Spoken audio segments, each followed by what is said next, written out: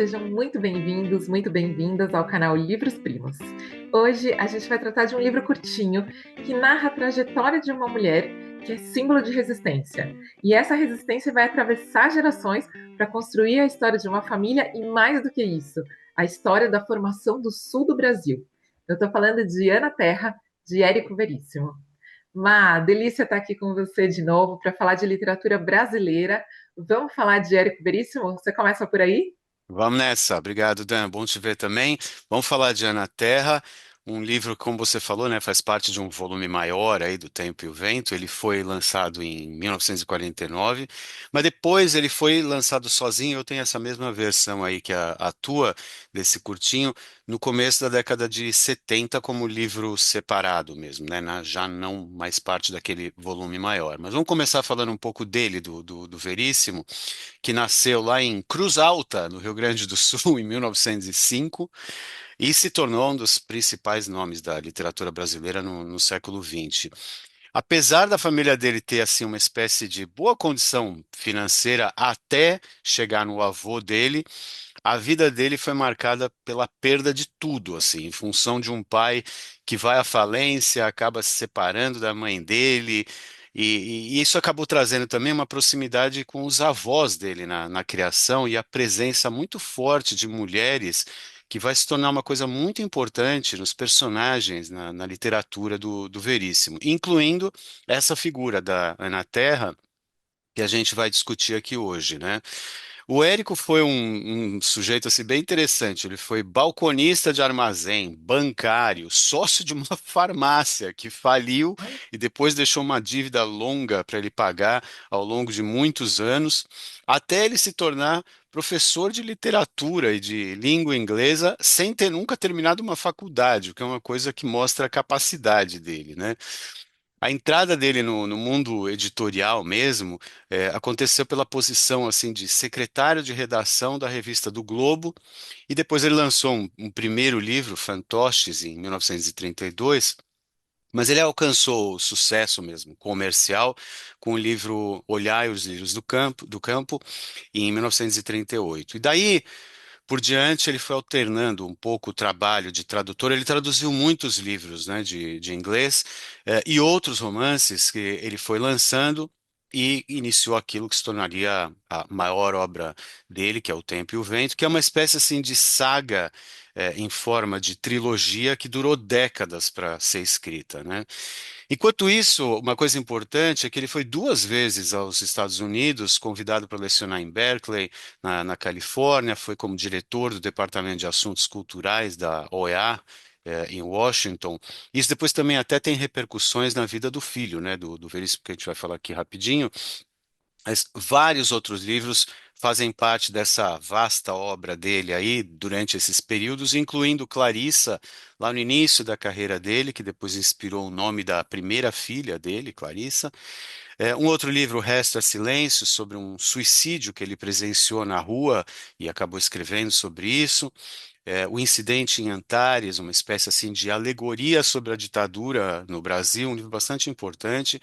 Além de livros infantos juvenis, contos, ensaios, narrativas de viagens e até autobiografias, uma delas O Solo da Clarineta. É, o Érico foi casado com a Mafalda até a sua morte, com quem ele teve dois filhos, incluindo Luiz Fernando Veríssimo, outro craque da literatura brasileira, e a Clarissa que eu mencionei antes. Ele recebeu inúmeros prêmios, o Machado de Assis por duas vezes, o Jabuti, um monte de honrarias de estados, universidades do mundo com essas coisas de honoris causa, esse tipo de coisa. Ele foi também membro da Academia Brasileira de Letras e ele morreu de infarto em 1975 na sua casa em Porto Alegre. Várias das obras dele foram adaptadas para TV, cinema, e ele segue sendo um dos principais nomes da literatura nacional, uma delícia de ler. Então, Dan, vamos falar sobre Ana Terra, vamos falar sobre a obra. Vamos lá. Antes de falar sobre a obra em si, deixa eu só contextualizar. O Mar já começou a contar aqui um pouquinho, mas é o seguinte. Então, essa obra ela faz parte da saga O Tempo e o Vento, né, que é uma trilogia do Veríssimo, que começou a ser publicada em 1949, como o Má falou, e que trata dos 200 anos do processo de formação no estado do Rio Grande do Sul. Então, ela acompanha a saga de uma família, né, a família Terra Cambará, e essa trilogia é formada pelos volumes O Continente, O Retrato e O Arquipélago. E a primeira metade do primeiro livro tem um episódio na Terra que foi editado à parte. Então, é só para contextualizar mesmo. Legal. Então, como que é essa história? Ana Terra se passa na época de colonização da região do Rio Grande do Sul, quando ali havia muitas estâncias muito isoladas, né? Aquelas disputas territoriais entre os castelhanos e os portugueses, e nessas terras ali os camponeses viviam rotinas muito exaustivas e tudo ficava muito pior porque por conta da violência. Então tinha muitos saques, eles viviam à espera de invasões. E aí é em uma dessas instâncias, em uma dessas terras, né, isoladas ali, que vive na Terra, que é uma mulher de 25 anos, ainda solteira, que mora com os pais e com os irmãos. E o contexto é aquele infeliz, né, em que o pai manda, os filhos homens têm voz e as mulheres só obedecem. Então, o dia a dia ali é angustiante mesmo, né? Ela conta que os dias são como repetições dos anteriores, né? Então, eles não sabem ler, eles não têm calendário, eles não têm relógio, então eles veem as horas pela posição do sol, os meses pela lua, a passagem do tempo é medida pelas estações do ano, né? E pelas sensações mesmo deles. Então, pelo cheiro, pelas árvores, pela temperatura e pelo vento, né? Que vai varrendo esse tempo arrastado. Então, a natureza ali também é como um personagem dessa história, né? E bem no início, a Ana diz assim: sempre que acontece alguma coisa importante, está ventando. Então, é É. isso, é a natureza acompanhando e às vezes até antecipando os acontecimentos ali da vida dessa família. Bom, essa rotina e tal é quebrada com a chegada de Pedro Missioneiro, né, que é um jovem ferido que aparece ali no Rio, e ele acaba entrando para a família, né, no começo ali mais como um empregado, mas depois ele cria laços, ganha a confiança dessa família, e aí, é claro, ele acaba se envolvendo com Ana, né, de uma maneira escondida, e ela engravida. E aí, quando a família descobre, o pai manda matar o Pedro, né? O pai manda que os irmãos dela matem o Pedro. E aí, enfim, esse filho vai nascer, Pedrinho vai nascer, e a Ana vai criar o menino nessa casa, né? Nada vai mudar, mas assim, muda sim, muda para pior, né? O relacionamento dela com o pai, com os irmãos, piora muito. O pai finge que ela não existe ali, né? Então, ela é uma pessoa invisível para aquela família, mas, enfim, ali, depois de alguns anos, essa fazenda vai ser invadida, né? Então, o que eles esperavam, essas invasões que sempre aconteciam, vai acontecer ali, né? Uma invasão. E aí, as cenas são fortíssimas, fortíssimas, né? Acontecem muitos assassinatos, a Ana é violentada e essa narrativa é muito pesada, né? E muitas coisas vão acontecer a partir desse episódio, que é muito angustiante, né? Eu não vou contar o que vem depois, mas tem muita história depois, né? Eu acho que o mais marcante aqui é a força feminina, né? No início a gente conhece ali uma menina reprimida, proibida de tudo, sonhadora, obediente, que é empurrada ali para um papel bem conhecido da mulher que tem que ficar em casa, trabalhar calada, esperar por um futuro ali, né? Esperar para casar, construir uma família e seguir sendo submissa, né? Mas ela engravida, e aí, depois daquele episódio ali de violência e tal, a história muda completamente, né? E assim, ela acaba rompendo com essas regras antigas e toma conta, toma posse da própria vida, né? Assim, aqui não tem nada de heróico, sabe? Ela acaba fazendo isso para sobreviver mesmo. Então, é a resistência para ela continuar vivendo. Né? Eu acho que olhando hoje, assim, você pensa, ai, que mulher incrível, né? Ela pode ser considerada uma feminista antes do tempo, assim, acho que nem pode, porque ela vira essa fera aí, não por consciência, né, mas para reagir àquelas circunstâncias. Então, quando tudo está desmoronando, ela encontra esse jeito para permanecer. Né? Então, essa humanidade dela, né, eu acho que faz da Diana Terra uma das figuras mais marcantes ali da nossa literatura. E outra coisa, eu acho que esse símbolo feminino ali, eu acho muito interessante, porque Ana é o símbolo daquela mulher que vai povoar essas terras, né? A gente vai ver isso depois, ao longo dessa saga, né, do Tempo e o Vento. Então, assim, o Veríssimo, ele coloca a mulher no centro de uma narrativa ali e da fundação do Rio Grande do Sul. Então, ele mostra ali a mulher tendo esse papel importantíssimo, e também ele toca num tema delicado, ele que é a miscigenação, né, na origem desse povo. Então, a mulher branca que se une ao indígena, né? Então, tem ali um encontro de culturas e, Uhum. mais uma vez, nada romantizado, né? Porque ele vai mostrar até como essa presença indígena ela é apagada da história oficial. Né? Então, assim, tem muitas camadas aqui, né? Eu acho que a gente poderia ficar horas analisando, mas, assim, é só para lembrar que esse livro ele é um pequeno trecho dessa saga maravilhosa que é O Tempo e o Vento. E, enfim, eu acho que é uma porta de entrada, na Terra, uma porta de entrada para essa obra valiosíssima de Érico Veríssimo. O que você Sem acha, Mar? dúvida, sem dúvida. Você falou bem aí, eu acho que esse maior tema, né, desse romance é a resiliência, né? Como deve ter sido difícil a vida de uma mulher como a Ana, no século XVIII, lá com a dureza da vida no campo, a desigualdade, o preconceito, conflitos sobre terras, posições sociais e tal, mas é a resiliência, sobretudo, de uma mulher num mundo violento, opressor, patriarcal, aí como você colocou, né? E além da Ana, que é essa figura de mulher forte e determinada, tem essa do Pedro, missioneiro, que é a representação assim desse universo indígena perseguido, massacrado, e tal. E também traz um mistério assim desses povos indígenas sobre essas tradições espirituais, a sensibilidade para coisas da terra, da música. Aí tem o pai, ele também vai ser o pai do Pedro Terra, né, de que vai seguir a saga depois, né, do Tempo e o Vento. Cada personagem, assim, ao redor da Ana, os pais dela, né, Maneco, Henriqueta, os irmãos Antônio, Horácio, eles são a representação simbólica desse poder aí patriarcal, da tradição familiar, do poder da terra. Depois tem a figura do Major Pinto Bandeira lá. A, a, a Ana é essa abertura da trilogia e apresenta assim os primórdios da família que vai ser seguida depois por décadas. Por isso que é uma delícia de ler, porque é simples, o Veríssimo escreve num É, estilo super acessível, tem uma linguagem simples, trata de temas históricos, regionais, ele fala dessas injustiças, das igualdades, dos conflitos políticos e tal. Mas ele também entremeia na vida das pessoas simples, assim. É essa que eu acho que é a beleza desse negócio. Ele fala de coisas grandiosas num ambiente pequeno, né? Ele convida a gente para viajar pela história do Rio Grande do Sul por meio de famílias, de personagens marcantes, assim, a Ana Terra, a Bibiana, o Capitão Rodrigo Cambará. E ao mesmo tempo é uma aula de história, assim, uma novela de costumes, um convite para um certo assim engajamento político, né, de alguém que está lendo depois de décadas isso, né? Ou simplesmente entretenimento, assim, pelas aventuras desses personagens, né? Muito, muito é. interessante.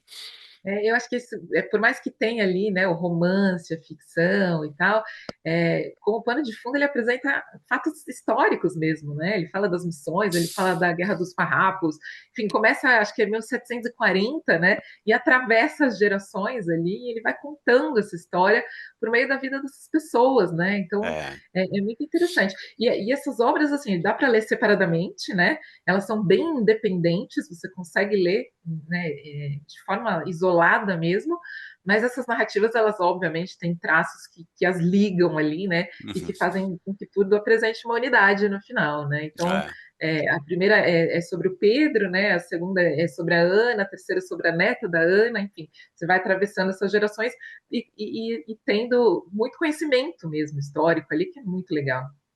Eu acho assim, o que mexe comigo, não só em Ana Terra, mas nesses outros livros do Veríssimo, é a forma como ele te transporta assim para essa outra época, para dentro da casa das pessoas ou no campo, nas É, relações assim de gente comum que sofre as dores, as paixões, né, no Brasil, que qualquer brasileiro é capaz de reconhecer. E por outro lado, total. dá para entender por que que ele foi tão traduzido para outros idiomas, porque essas histórias são ao mesmo tempo super universais, apesar de serem tão locais, ou talvez seja essa a razão, né? Porque são tão locais, elas acabam sendo universais. Mas para o brasileiro, eu acho em particular, é uma forma de conhecer aquela região, principalmente para gente que não vem de lá como nós, né, de São Paulo, e deve ser um orgulho enorme também para quem vem de lá. Uma coisa interessante que eu achei, não sei como é que você vê isso, A gente sempre fala, né, sobre os nomes, né, os títulos dos livros. Uma coisa interessante sobre o título desse livro apesar dessa coisa que a gente comentou, de ele ter sido lançado separado depois, né, como uma publicação Uhum. da trilogia, ele como volume único, né, tem esse nome aí, Ana Terra, e eu acho que é uma coisa simbólica também esse sobrenome Terra, por fazer uma discussão que Super, tem tudo a ver assim, com a ocupação, né, daquele lugar, a super. presença do vento que você falou aí no Uhum. começo, né, no início da saga e depois que vai percorrer a saga como passagem do tempo, né? Por séculos, assim. Então é a terra, é o vento, o tempo, tudo isso está presente como se fossem personagens mesmo, né? É, Da é, saga toda. Muito bonito de ler. é. E essa coisa árida, eu tenho essa impressão quando eu vejo terra, mas é aquela terra árida, É, é aquela coisa dura, é aquela, né? difícil. É o difícil, é isso, né? É É, pesado, é difícil viver, mas realmente é uma escolha muito feliz, né? Para o nome, para o é. título, enfim, também acho. A gente Vamos podia ler uns ler uns trechinhos? trechinhos. Vamos lá, vamos lá, vamos ler, porque eu acho que aí Vamos. fica bem claro, né, do que é a gente está falando, e sobretudo É, sobre essa linguagem dele, que é acessível de fato, é uma sim, linguagem muito muito fácil simples. de ler e bonita, né? Quer começar? É. Começo eu? Como é que faz? Vamos lá, eu vou começar aqui então. Manda bala. Naquela casa nunca entrava nenhuma alegria, nunca se ouvia uma música e ninguém pensava em divertimento. Era só trabalhar, o quanto dava o dia. E a noite, dizia Maneco, tinha sido feita para dormir. Que ia ser de Ana Terra, uma moça metida naquele cafundó? Como é que ia arranjar marido? Nem ao Rio Pardo Maneco consentia que ela fosse. Dizia que mulher era para ficar em casa, pois moça solta dá o que falar. Então, aqui a gente já começa a entender, né? É bem no comecinho do livro, a gente já começa a entender como era dura essa vida ali, Aham. né? Assim, não tinha alegria, não tinha música, não tinha nada, né? E como você falou depois, o Pedro missioneiro, ele entra, tem até um trechinho aqui, depois eu leio, ele entra trazendo, acho que era uma Uma flauta, e flauta, é é. isso, né? Ela descobre a música e ela entende, e ela consegue meio que traduzir os sentimentos que ela tinha ali, que ela não É, conseguia pôr em palavras por conta da música, né? Então, era uma casa muito solitária, muito triste, muito silenciosa, né? esse árido, né, que era fora e dentro, né, da Fora e casa dentro, que é você isso. falou. Tem É. o início, né, do livro, assim, primeiro parágrafo do livro, acho que dá o tom desse negócio, queria ler um trechinho aqui. Sempre que me acontece alguma coisa importante, está ventando, costumava dizer Ana Terra. Mas entre todos os dias ventosos de sua vida, um havia que lhe ficara para sempre na memória, pois o que sucedera nele tivera a força de mudar-lhe a sorte por completo. Mas em que dia da semana tinha aquilo acontecido? E em que mês? Em que ano? Bom, devia ter sido em 1777. Ela se lembrava bem porque esse fora o ano da expulsão dos castelhanos do território do continente.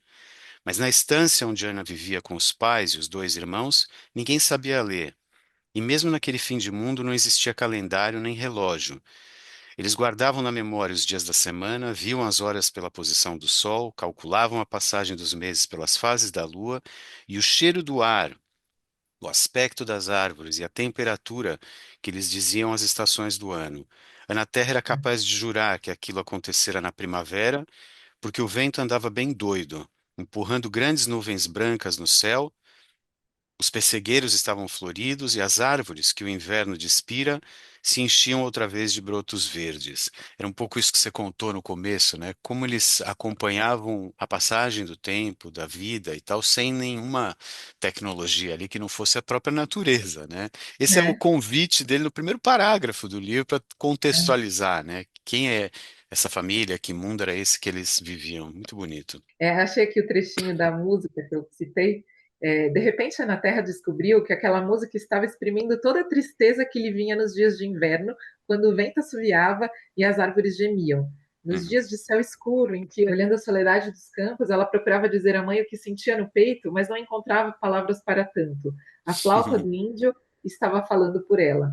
A música cessou. Fez-se um brusco silêncio que chegou a doer nos nervos de Ana. Agora só se ouvia o ruído da chuva e o chiar da chama da lamparina batida pelo vento.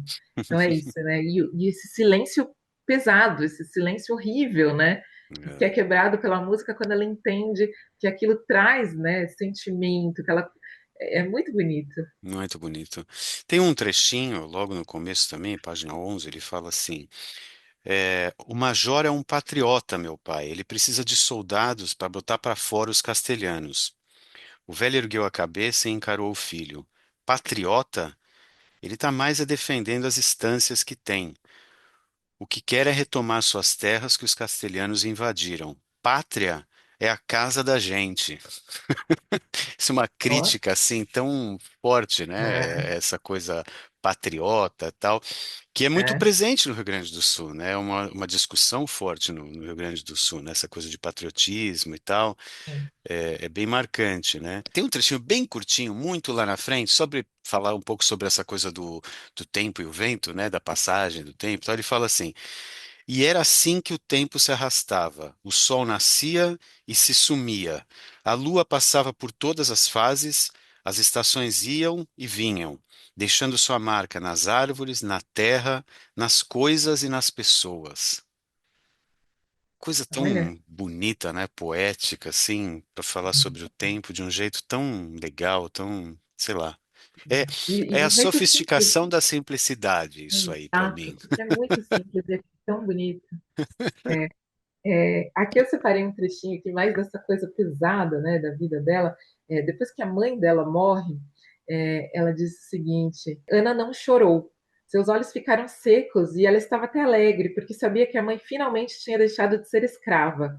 Podia haver outra vida depois da morte, mas também podia não haver. Se houvesse, estava certa de que Dona Henriquieta iria para o céu. Se não houvesse, tudo bem, ainda estava tudo bem, porque sua mãe iria descansar para sempre, não teria mais que cozinhar, ficar horas e horas pedalando na roca, em cima do estrado, fiando, suspirando e cantando canções tristes de sua mocidade. Pensando nessas coisas, Ana olhava para o pai, que se achava ao seu lado, de cabeça baixa, ombros encurvados, tossindo muito, os olhos riscados de sangue, mas não sentia pena dele. Por que haveria de ser fingida? Não sentia. Agora ele ia ver o quanto valia a mulher que Deus lhe dara. Ai, É elas tão realmente eram a tratadas como. dureza, né, dessa vida, dessas pessoas, de, sei lá, né, o que deve ter sido viver nesse tempo e sofrer dessas relações, né, que eram construídas dessa maneira aí, né, pela dureza Pois do é, campo, da escassez, de é. hierarquias e, enfim, um contexto bem, bem difícil. Tem muitos E trechos que ainda assim. existe, né? Que ainda Que existe, ainda é está aí, está presente. vigente com outras Aí, tecnologias, com outras facilidades da vida, mas as infelizmente, relações continuam complicadas, duras, né? pois é. Eu marquei aqui também um pedacinho, quando tudo acontece, né? Depois que ela é violentada, depois que acontecem todas as situações muito ruins ali na vida dela, e ela entende que, assim, é hora de tomar as rédeas da situação, né? E aí ela diz, e aqui ele diz, Ana sentia-se animada, com vontade de viver. Sabia que, por piores que fossem as coisas que estavam por vir, não podiam ser tão horríveis como as que já tinha sofrido. Esse Hum, pensamento dava-lhe uma grande coragem. E ali, deitada no chão, a olhar para as estrelas, ela sentia-se agora tomada por uma resignação que chegava quase a ser indiferença. Tinha dentro de si uma espécie de vazio. Sabia que nunca mais teria vontade de rir nem chorar. Queria viver, isso queria. E em grande parte por causa de Pedrinho, que afinal de contas não tinha pedido a ninguém para vir ao mundo. Mas queria viver também de raiva, de birra. A sorte andava sempre virada contra ela, pois Ana estava agora decidida a contrariar o destino. Né? Essa coragem dela, né, É é quase como muito se forte. viver fosse uma vingança, né? Essa Fosse uma coisa vingança. toda, É né? isso. A resiliência, o motor dessa resiliência fosse a vingança, né? De provar, eu tô aqui, tentaram me tirar tudo, né? E tô É, aqui. é isso. Muito louco, uma É, vida dura. Várias, eu acho assim, tem muito. É um livro tão curto esse, né? Na Terra a saga é grande, mas esse livro é tão curtinho para ter tanta coisa. A gente poderia separar, é, sei lá, em inúmeros trechos que são lindos de ler. uhum, Essa é uma obra, não sei, dá orgulho, né, de você ter é, escritores assim, na tua língua, no teu país, que tem muito texto escrito, te dá uma esperança, assim, né, de que, pô, eu tenho muita coisa para ler legal que eu não li sim, ainda, ou que vou, sei lá, pode sim. seguir uma leitura longa na vida, porque tem muita coisa interessante para ler dele e de outros tantos aí. E outros, com certeza. É Falando em isso aí. outros, vamos falar um pouco sobre livros primos dele? O que que você Vamos. separou aí para nós? Bom, eu separei uns, eu acho que são meio óbvios aqui, Uhum. mas são muito bons. Vamos ver Vamos se lá. coincide com algum meu. Vamos lá. Eu acho que vai coincidir, mas vamos ver. Primeiro, Grande Sertão Veredas. Hum, Guimarães Rosa.